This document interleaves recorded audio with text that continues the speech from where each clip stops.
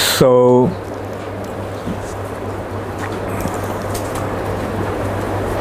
Akrura went to Vrindavan. Akrura was sent by Kamsa to go to Vrindavan and bring Krishna. So this morning we are discussing about how Krishna from Jamuna went back to Vrindavan and Vasudev Krishna came onto the chariot. Anyway, let's not go into all those details. Let's just flow with Krishna's pastimes. Krishna came to Mathura and Akrura wanted him to come to his house. But Krishna told him that no, I will go to your house after I have fulfilled my mission. Not now. Now that I have come here with a purpose, I should fulfill that purpose first. And this way, Krishna then went and met Nanda Maharaj and other cowherd people, those who already arrived. Now the question arises, Krishna was coming in a chariot driven by Akrura, and cowherd people came in bullock carts. So how come they reached earlier? The answer to that is the Nanda Maharaj and other cowherd people, they knew a shortcut to Mathura through the forest path. Whereas Akrura had to drive the chariot through the royal road, Rajpath. So it took him longer. So they all were there, Nanda Maharaj and other elderly cowherd people. And they brought all kinds of milk products and wealth there in order to pay their tax to Kamsa. And it was a big festival, so many people came, so there was the need for arranging for their prasad and things, so they brought a whole lot of milk products. And so Krishna came, he took his bath, he took his lunch, and then towards the evening, Krishna decided to go sightseeing. So they wanted to go to the city of Mathura. So all the cowherd boys, along with Krishna and Balaram also followed. All the cowherd boys followed Krishna and Balaram. And they were, apparently they're village boys. They're very excited to see the city. And there's a beautiful description in Srimad Bhagavatam, mind you, which was written 5,000 years ago. And the description of the city of Mathura outshines the biggest city of today's world. It's beautiful palaces made of marble and onyx, studded with gems like diamonds, ruby, sapphire. And they're beautifully carved, and the roads were wide, so wide that few elephants could pass striding side by side. So you can well imagine, say, each elephant would cover about 10 feet at least. So consider 10 elephants would make the road, and these elephants would march down the road. So that makes it at least 100 feet wide, each side. And in between the two roads, it's a two-way traffic. There were gardens, And on the side of the roads also, there are flowering gardens. And the chariots were driving through the roads, and people in horseback, and elephants, they were striding along. So Krishna was very happy to see, but more happy were the citizens of Mathura to see Krishna. They heard so much about Krishna, and most of them actually knew by that time that Krishna is the Supreme Personality of Godhead. So if you get the news that the Supreme Personality of Godhead has come, how will you feel? How will you respond? So that's exactly what happened. People came to see Krishna on the streets. They were standing there. The ladies were standing by the window and the balconies and rooftops, and they were watching Krishna and Balaram surrounded by the cowherd boys. And it has been described that through their eyes, they took Krishna into their hearts, and in their hearts they embraced Krishna. And just by embracing, while they were embracing Krishna, they all were feeling ecstatic symptoms. Their hair stood on end. Some of them even fainted. And this is how one feels when one sees the Supreme Personality of Godhead. Then Krishna saw that one washerman was carrying the bundles of clothes for Kamsa, along with his assistants. So Krishna told the washerman that, see, tomorrow we are going to the palace. We are invited guests. So we need some nice dresses. So will you please give us some clothes? The washerman became very upset. He said, you village boys, you roam in the forests and mountains, and you dare to wear the clothes of the king? If the king finds out, then he'll arrest you and kill you. And in this way he started to chastise Krishna. So Krishna didn't do anything. He just touched him with his finger, and his head was severed from his body. And seeing that, all the other assistants, the washerman's assistants, they ran for their life, leaving the bundles of clothes there. Then Krishna opened that, selected some nice clothes for himself and Balaram, and put that on. And all the other cowherd boys also, they put on, and the rest of the clothes they just left there, and they joyfully started to follow Krishna. Then on the way, they came across one weaver. And the weaver was so happy to see Krishna that he took out his clothes that he's freshly woven for the king, and he started to decorate Krishna, Balaram, and other cowherd boys. So being pleased with that person, Krishna blessed him that I'm so pleased with you that in your next life you will become elevated to the spiritual sky, where you'll become my associate, having the same form as me.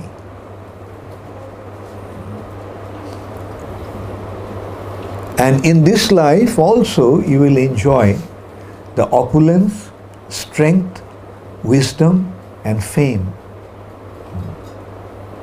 that is inconceivable. So this is the benefit of pleasing Krishna. When we please Krishna, when Krishna becomes pleased with our service, then Krishna blesses us in such a way that we enjoy in this life, and in our next life we get inconceivable spiritual benefit. So isn't it a good idea to become a devotee of Krishna and render service? So, and then Krishna went to the house of Sudama, the flower garland maker. And Sudama immediately offered obeisances to Krishna and selected the best garlands and offered that to Krishna. Krishna also blessed him with equal benediction. Then Krishna noticed that one hunchback lady, hunchback woman, was taking some sandalwood paste and perfumes. So Krishna asked, "Oh beautiful one, where are you going and what are you carrying?" She was a little upset. "Do you really have to make fun of my ugly feature? Anyway, I am carrying the sandalwood paste to decorate Kamsa. But you are so handsome that just by seeing you, I have fallen in love with you. Don't laugh, that's what will happen to you also." When you see Krishna, that's why Krishna is all attractive. Anyone who sees Krishna help but fall in love with him.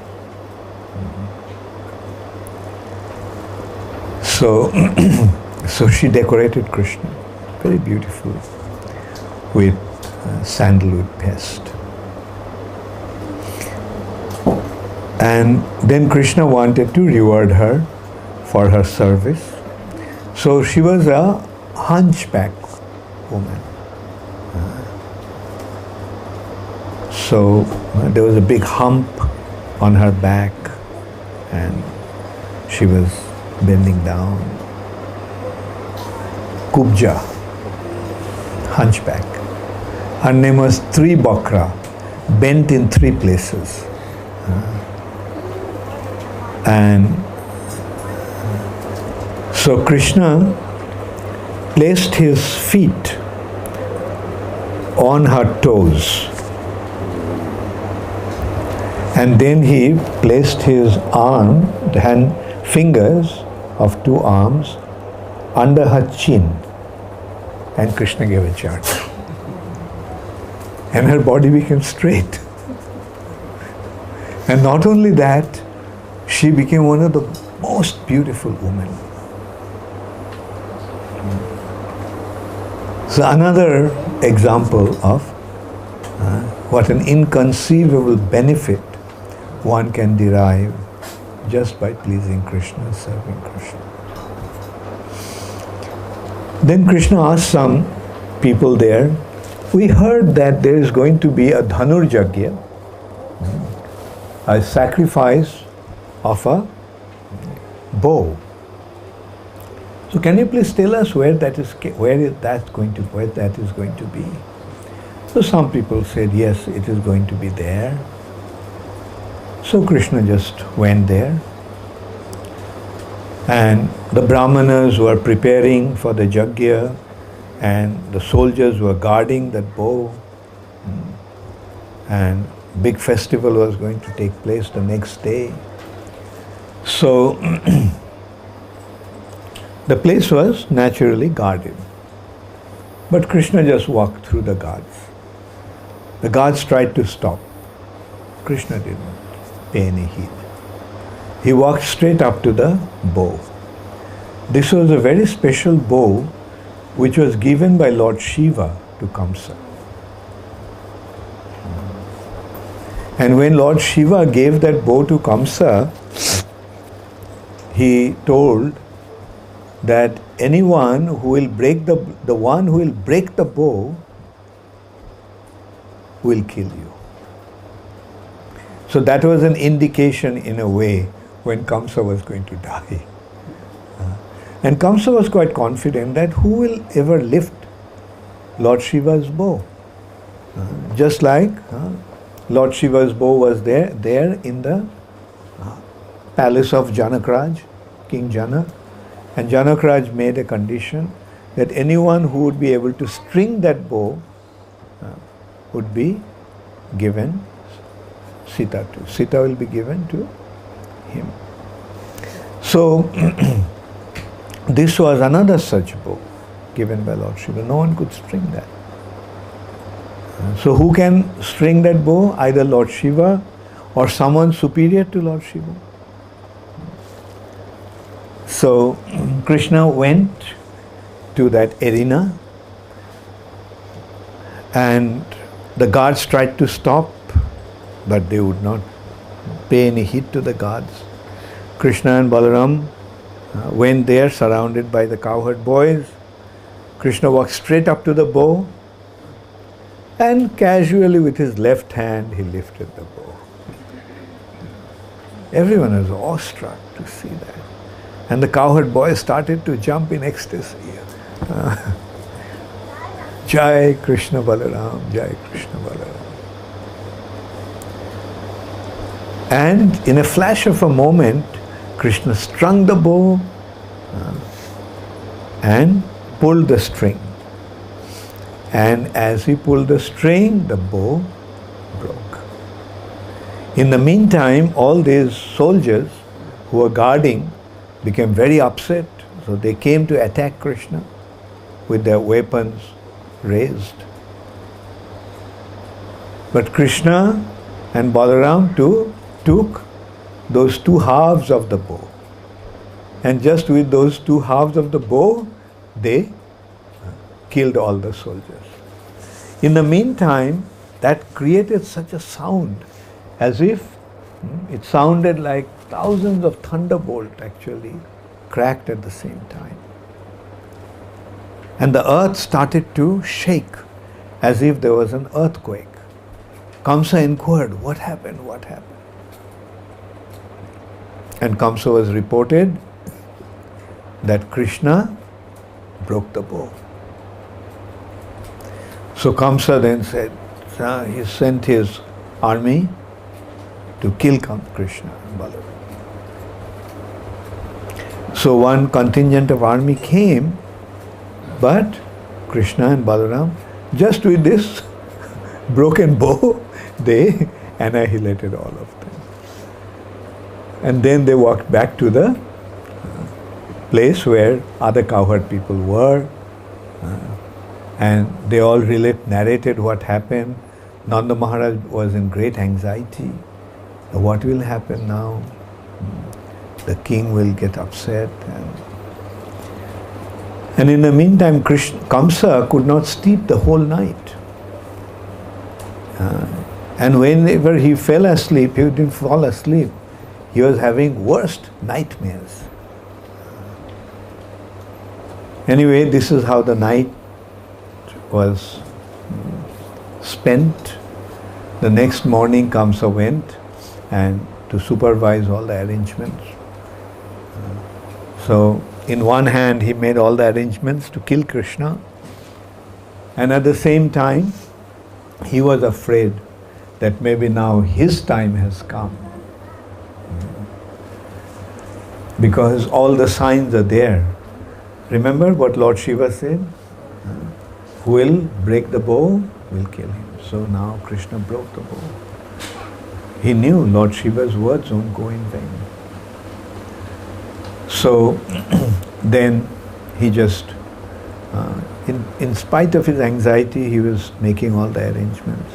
And in the meantime, Krishna Balaram also, along with the cowherd boys, in the morning after taking the bath and having the breakfast, he had yogurt and chipped rice for breakfast with banana and brown sugar. And so Krishna then came to the palace gate, but on the palace gate, one huge, gigantic elephant was blocking the way. So Krishna told that elephant driver, move out, let me go in. But elephant driver did not budge. Rather, he goaded the elephant to charge. So elephant charged towards Krishna, and Krishna played with the elephant for a while. At one time, Krishna just went under the elephant's belly. It was a huge elephant. And the elephant started to circle around, not finding Krishna. Then Krishna came out. And he pulled the elephant by its tail. And the elephant slipped. Now mind you, this elephant had the strength of 10,000 wild elephants. It was not just an ordinary elephant, an elephant with 10,000 elephant strength. And Krishna was playing like, this is how he used to play also as a child. You remember? Pulling the tail of the calves. And then he would hold on to the tail and the calf would run and Krishna would slide along the ground. That was Krishna's way of skiing. And so this elephant, then at one time, Krishna just laid on the ground. And the elephant came to gore Krishna. And Krishna just moved aside. And the elephant just struck the ground with full strength. And it was solid ground and elephant was hurt. Then finally, when the elephant was completely frustrated, couldn't really deal with Krishna, then the elephant driver goaded the elephant. And being charged in this way, the elephant attacked Krishna. At that time, Krishna just got hold of the elephant's tusk. And he pulled, and the elephant slipped. And then Krishna pulled out the tusk out of elephant's body. But with the tusk, Krishna beat the elephant to death and the elephant driver. Then Krishna took one tusk and Balaram took one tusk. With a tusk, carrying those two tusks as a trophy, Krishna and Balaram walked into the palace arena. And they were decorated with sandalwood paste beautifully. As you saw in the temple, Krishna's face is decorated with sandalwood paste. But also, the blood of the elephant, the blood also was staining Krishna's head, mouth and body, face and body. So it made look Krishna very, very handsome and beautiful. So he walked in there with the trophy. And so he came to the wrestling arena where they were supposed to wrestle. And there was Kamsa's wrestlers were standing there, Chanur and Mushtika. There were two giants. So Chanur addressed Krishna that pleasing the king is the duty of the citizen. The king heard that you all are very expert in wrestling. So he wanted to see, he heard that you are expert wrestlers. So now the king wants to personally see your performance. So that's why you have been invited here. So try to please the king. And then Krishna said, well, wrestling match generally takes place between the equals. Now what kind of match is this? You are a giant and we are little boys. They say, oh, you are not little boys. Like what, the way you have been acting, It doesn't look like the acts of a little boy. You must be something very special. Just before coming here, you killed Kubalaya Pira, an elephant that nobody could actually deal with. So, in this way they addressed. Then Krishna, Chanur told Krishna, I will fight with you and Mushtik will fight with Balaram. So in this way they got into the wrestling bout, and you can well imagine what kind of wrestling took place. There were terrible fight ensued between two of them, Krishna and Chanur and Balaram and Mushtik. And then finally Krishna smashed Chanur on the ground, lifted him up, smashed him on the ground. And before doing that, he made him swing overhead for a while. So my Chanura was already feeling. When somebody twists you like that, you start feeling dizzy. And then Krishna smashed him on the ground and he was dead. Same way Balaram killed Mushtika. Then Chanur and Mushtika's brothers came out and attacked. They also were killed. Other wrestlers came out. They also were killed.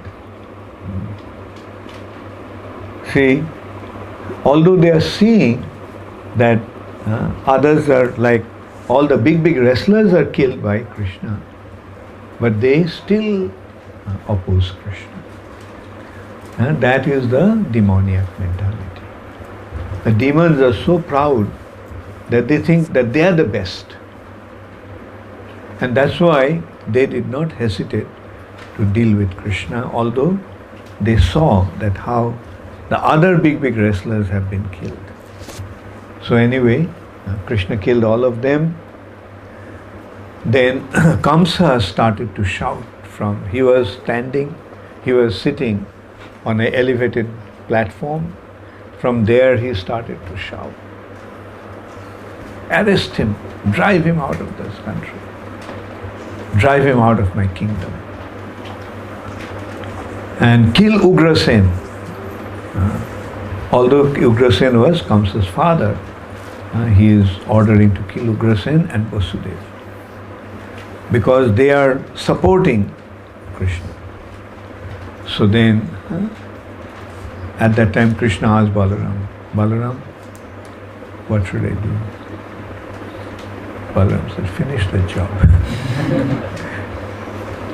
So then Krishna immediately jumped onto that elevated platform, high platform where Kamsa was watching. Seeing that Krishna is coming, Kamsa pulled out his sword and shield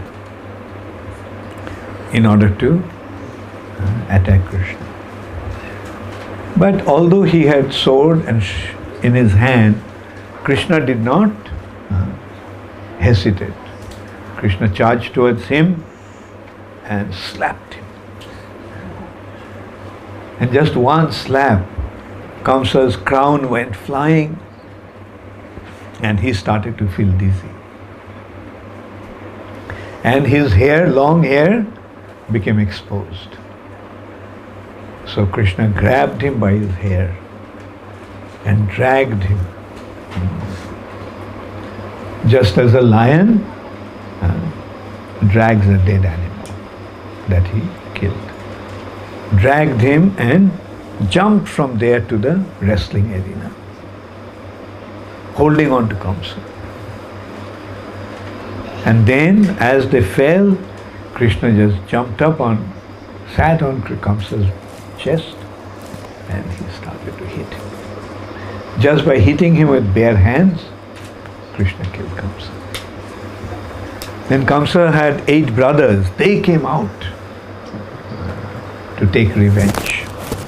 Krishna killed them also.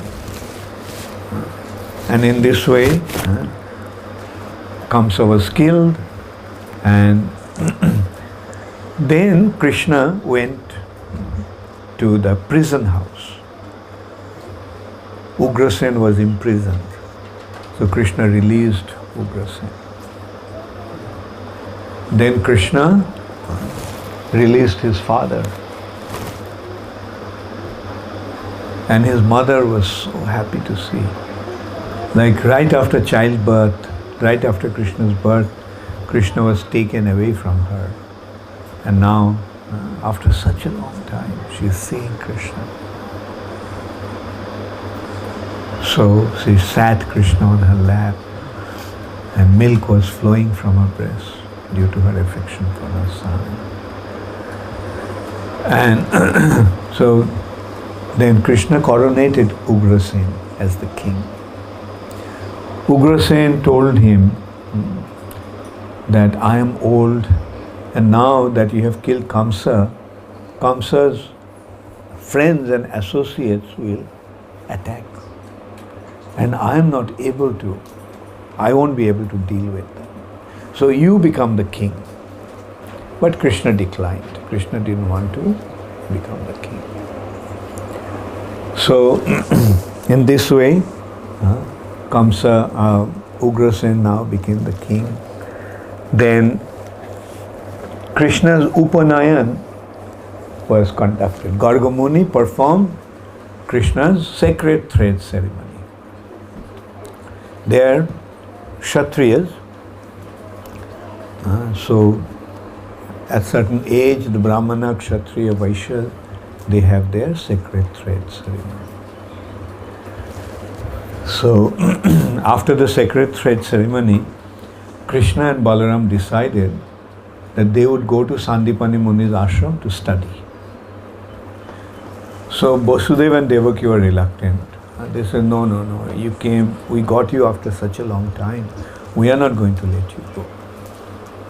But Krishna reasoned with them that look, we are grown up in Vrindavan tending cows from morning till night. We did not have any education. So we need to be educated. Otherwise, what will people say? So in this way, Krishna insisted that he would go to Avanti in the ashram of Sandipani Muni. Now, how many of you know where is Avanti? Yes. Avanti is now known as Ujjain. So Krishna went there in Sandipani Muni's ashram. Sandipani Muni's ashram is still there in Ujjain. That location is still there. So he came to Sandipani Muni's ashram and he studied there for 64 days. He stayed there for 64 days, and in these 64 days he mastered 64 subjects, 64 arts. It took him just one day to master one art.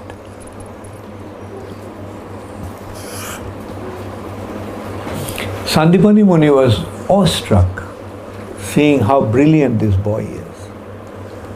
So Sandipani Muni wanted to find out who is this boy. So he made some astrological calculation. And what was the result of that astrological calculation? That this Krishna is the Supreme Personality of Godhead. So in this way, Sandipani Muni recognized Krishna's identity and Balaram's identity. So after completing their studies, when Krishna, after 64 days, after completing the studies, Krishna was about to leave. It is the custom in the Vedic culture that when somebody teaches, one must give him dakshina. It was mainly, this custom was there because the Brahmanas' occupation was only to educate children, educate. Pathan. So educating, impart knowledge, educate. Now, but the Brahmanas would not go out and earn money. So how the Brahmanas would maintain themselves? Because those who came for education, they would give him dakshina.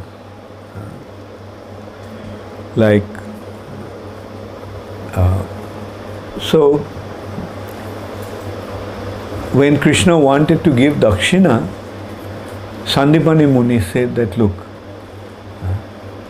I have got the greatest dakshina, greatest achievement, greatest reward. Just that you came and I had the opportunity to educate you. But you may ask my wife. I don't need anything from you. I'm just happy getting you as my student. But you can ask my wife if she wants something.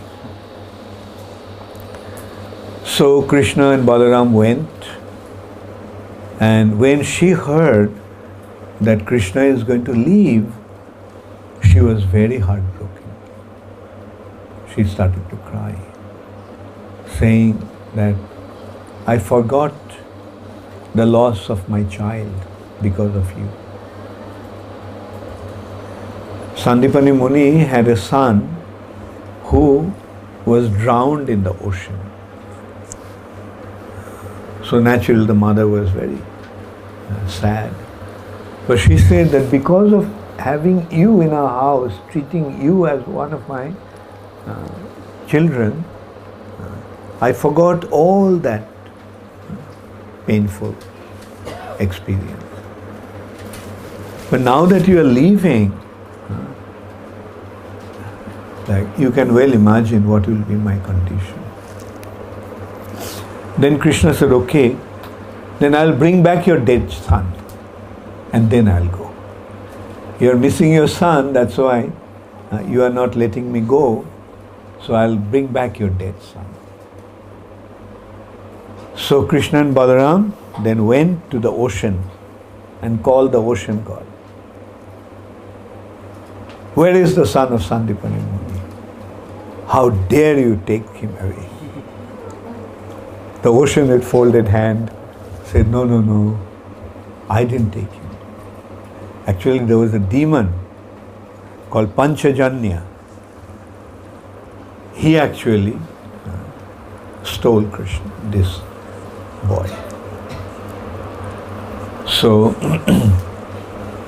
now this Panchajanya is staying under the ocean in the form of a conch shell. So Krishna and Balaram immediately went to that region below the ocean, and there he met Panchajanya. Seeing the Panchajanya was very, very upset. So he attacked Krishna. But Krishna fought with him and killed him. So, but in his belly, that boy couldn't be found. So then Krishna went to Jamalaya, Jamaraja's abode. Jamaraj was very pleased to see Krishna because Jamaraj is one of the Mahajans. So Jamaraj was pleased to see Krishna. If you see Jamaraj, how will you feel? I'm sure you'll feel very happy that you got the darshan of a Mahajan.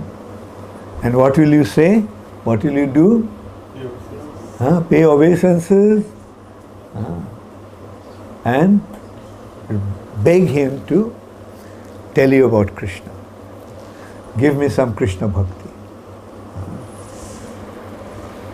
So we have to remember Jamaraj is a devotee of Krishna. Therefore, we are not afraid if we have to go to Jamaraj. Even if Jamadutas come to take us, we will say, good.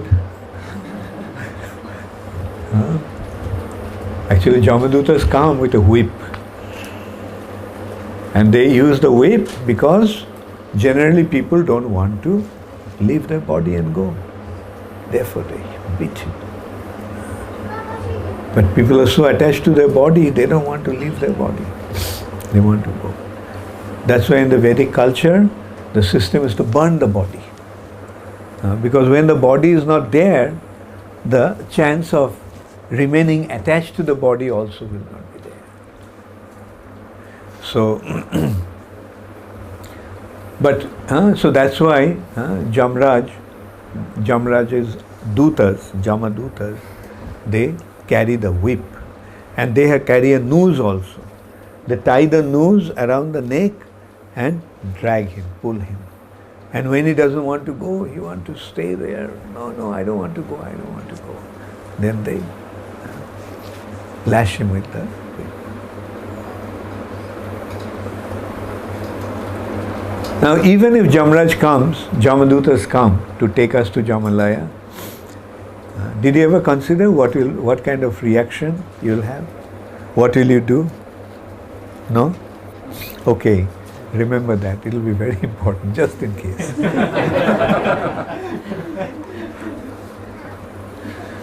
By seeing the Jamadutas, you should feel happy. You'll say, oh, you have come to take us to Jamraj. Finally, I'll get the darshan of one of the Mahajans. How will you feel if you get to see Rupa Goswami? How will you feel if you get to see Prahlad Maharaj? How will you feel if you get to see Vasudev? How will you feel if you get to see Jamraj? So do you think the Jamadutas have to use the noose and the whip? When you say, oh, Mancha Kalpatarum first, the Jamadutas will say, no, not for me, not me. This is meant for the master. All this Bancha Kalpataru is meant for my master. And then the Jamadutas will say, please come, please come. So they'll escort you with great respect. They may even ask the Jamadutas' assistants there to send a chariot to carry you. So that is the advantage of becoming a devotee. Even the Jamalaya is not a frightful place. Anyway, so then Krishna went to Jamalaya. And seeing Krishna, Jamraj immediately came, fell at his feet. Oh, I'm so fortunate that finally I got to see you. I heard that you're performing your pastimes in the earth planet now. But I couldn't leave my duty and go there. Otherwise, I would have gone there a long time ago to get your darshan. Then Krishna asked, you see, Sandipani Muni's son was drowned in the ocean. Do you know where he is? So Jamraj called Chitragupta. Who is Chitragupta?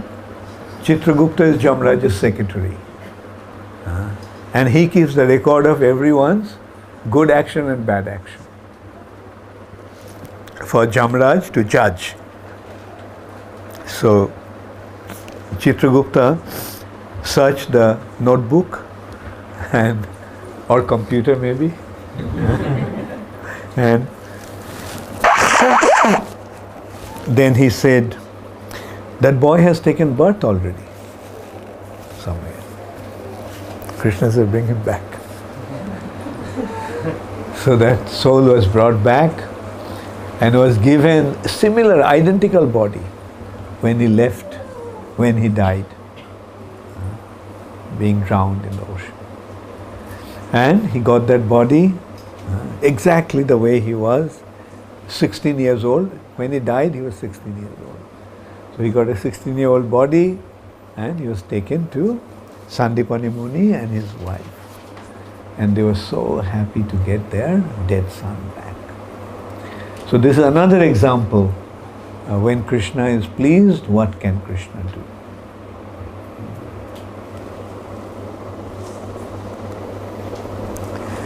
Okay.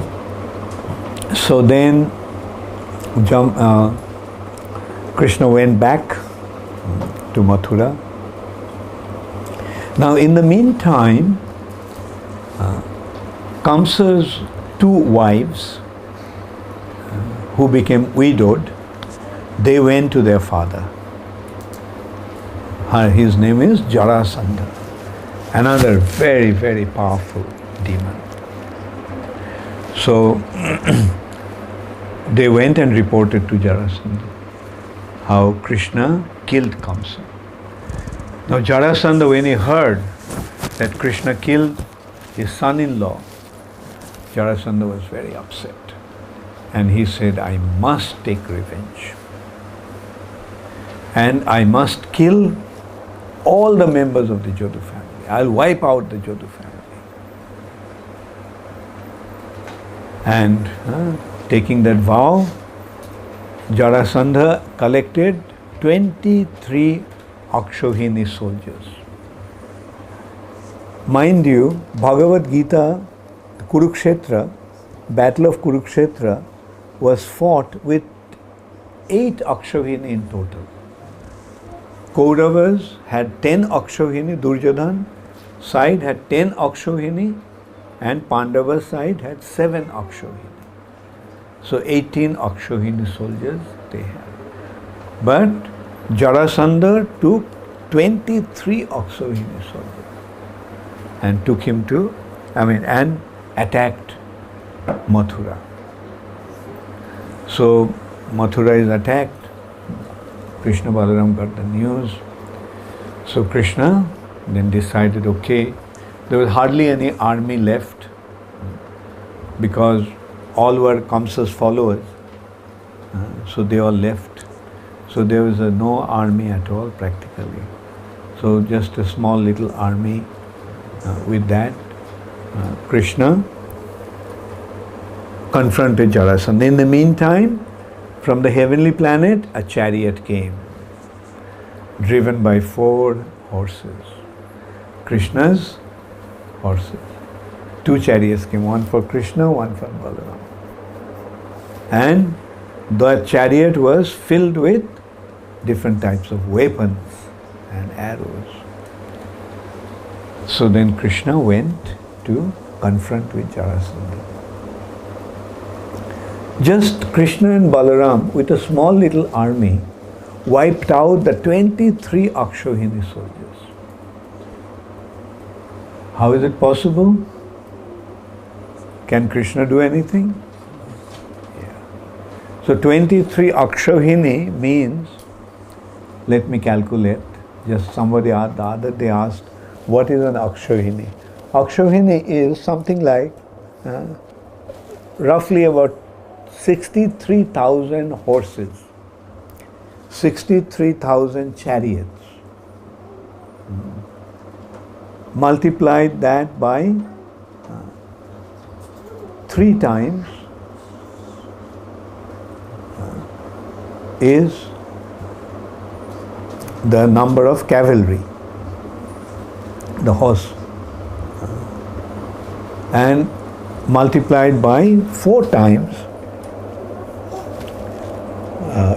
multiplied by 5 times is the number of the foot soldiers, infantry. So you can well imagine it's something like 63,000 multiplied by 10. 630,000 combined. Chariots, horses, elephants, and cavalry, and foot soldiers. Because together it comes 10. 1 cavalry, 1 elephant, 1 horse, 2. 3 times, 1 elephant, 1 chariot. 3 times cavalry. So that makes it 5. And 5 times infantry, 10. So with that, he attacked with such a huge army, and they all were killed by Krishna. 23 multiplied by 30,000. Only one left was Jarasandha. Without any chariot, without any weapon, even his dress was cut off. He was standing there. Balaram tied him up with a snake rope, and Balaram was about to kill him. But Krishna says, no, don't kill him. His time hasn't come as yet. Meaning, actually Jarasandha was Krishna's recruiting agent. Krishna came to kill the demons, and Jarasandha was collecting all the demons, bringing them to Krishna for Krishna to annihilate them. And you know how many times Jarasandha brought 23 Akshavini soldiers each time? 17 times. And when it was the 18th time, Jarasandha wanted to make a truce with Kalajavan. Kalajavan was a Javana king who had 1 million soldiers. Very powerful, practically invincible. So Jarasandha sent his messenger to Kalajavana proposing that let us jointly attack Mathura. Kalajavana's reply was that I don't need to attack anybody jointly. I don't want to attack anybody, I don't have to join anybody. So you take care of your business. If you can't, then go and surrender to him. So, and then Narad Muni came to Kalajavana and told him that look, this Krishna is extremely powerful. You are feeling restless that you don't have proper opponent to fight with. But I tell you, this Krishna is the real match for you.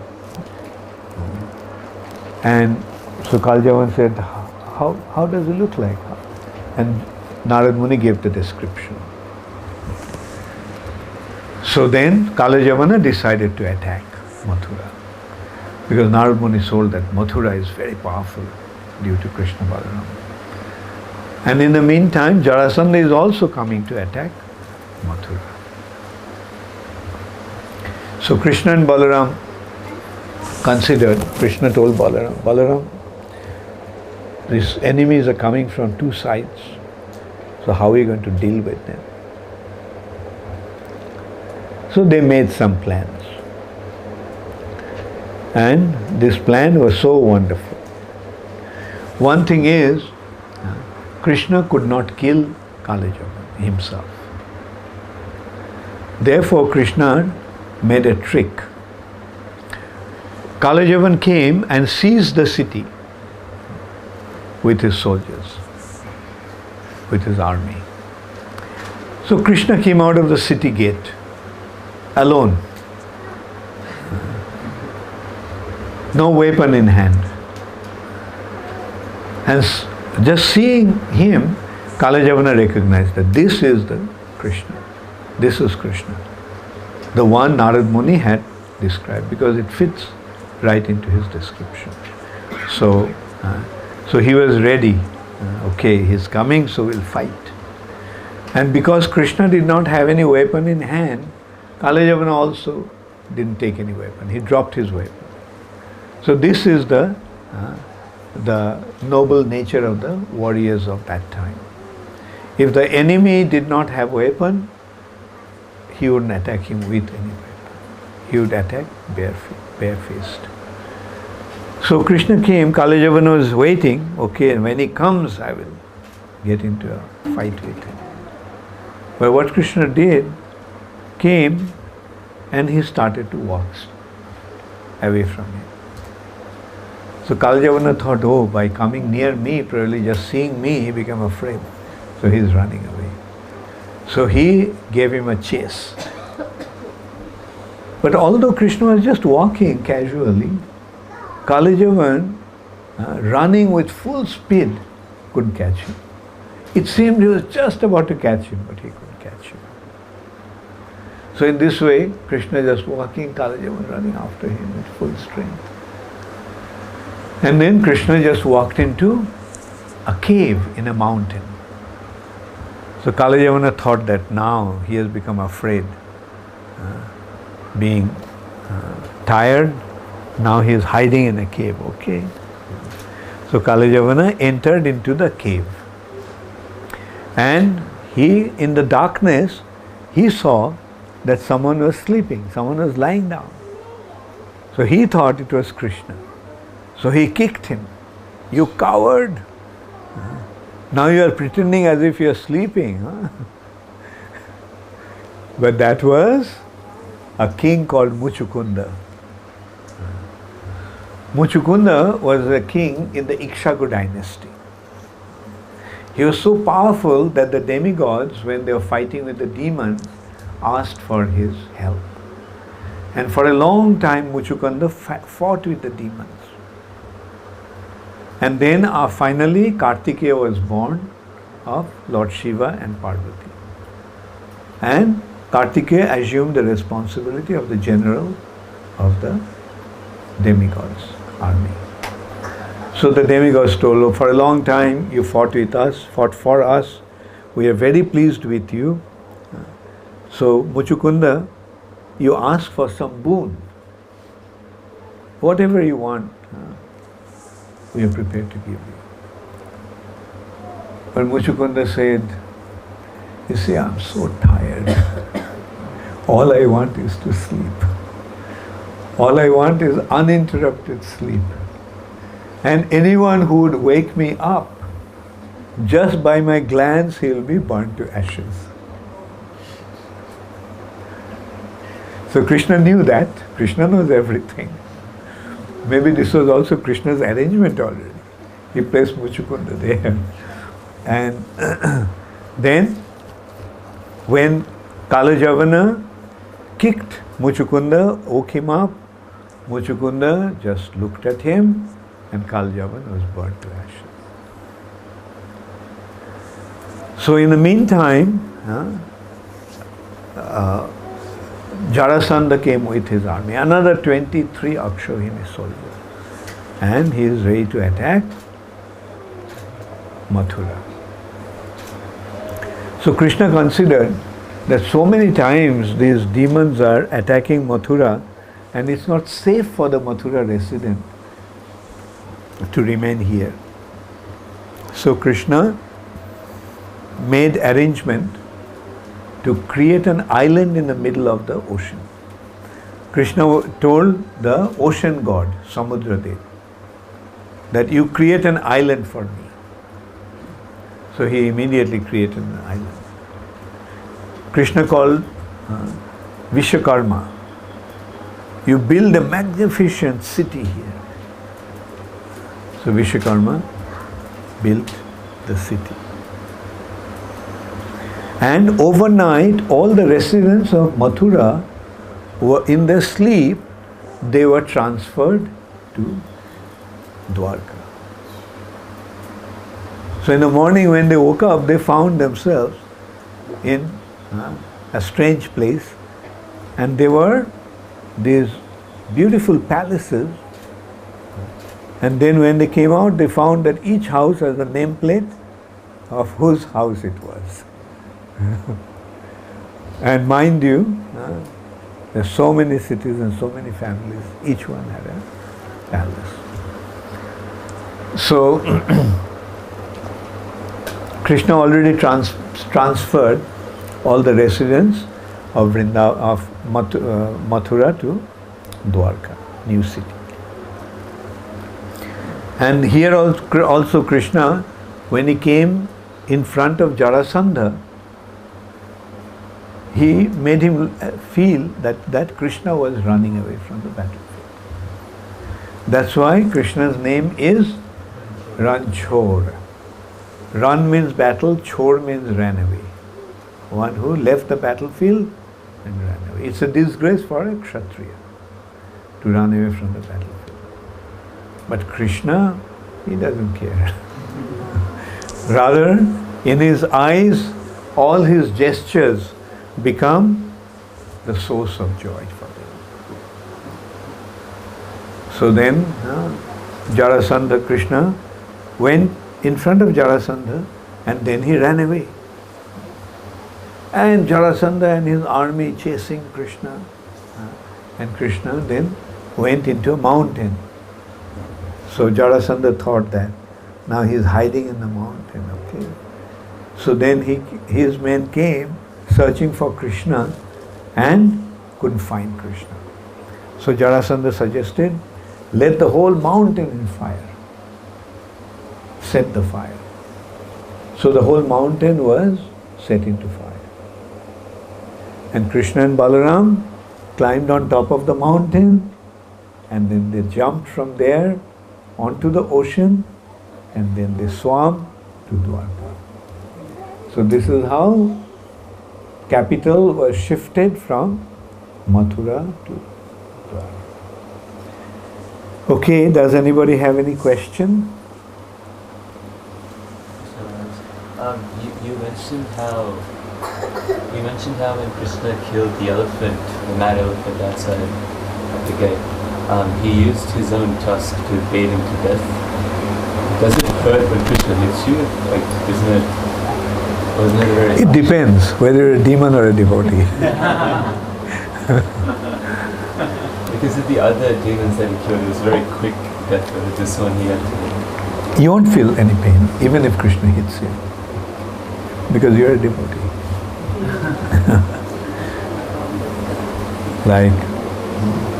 But yeah, demons do feel pain. You know, one doesn't die like that. Death pain is felt. Actually, when someone dies an inappropriate or rather untimely death, you see, that death is very painful. Because the soul is fully into the body. But you know, like if the pain becomes too acute, No internet connection at the moment. when the pain becomes too acute, then the soul cannot stay in that body anymore. So it leaves. And Muchukunda in your film? Muchukunda? Yeah, who was Muchukunda?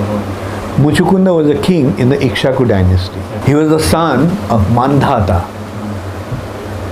Long time ago, there was a king called Mandhata, and his son was Muchukunda.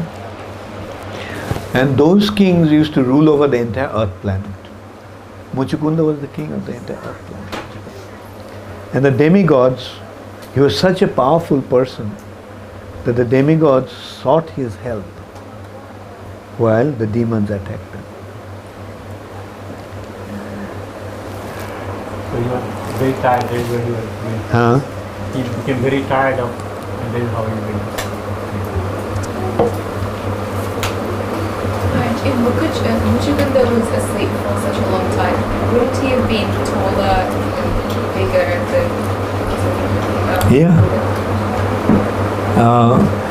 Well, Muchukunda fought for the demigods. He didn't go to Brahmaloka like Revati. So that really didn't take so long. Because if you're so big, then Kalajavan couldn't mistake him to be Krishna. His size may have been Krishna's size. Okay, any other question? Yeah. All the residents of Mathura had been transported to Dwarka. Was nobody left in Mathura? What became of it? Nothing remains empty. The others got a chance. Oh, Mathura is such a holy city. Now Mathura is empty, so let's go and settle down there.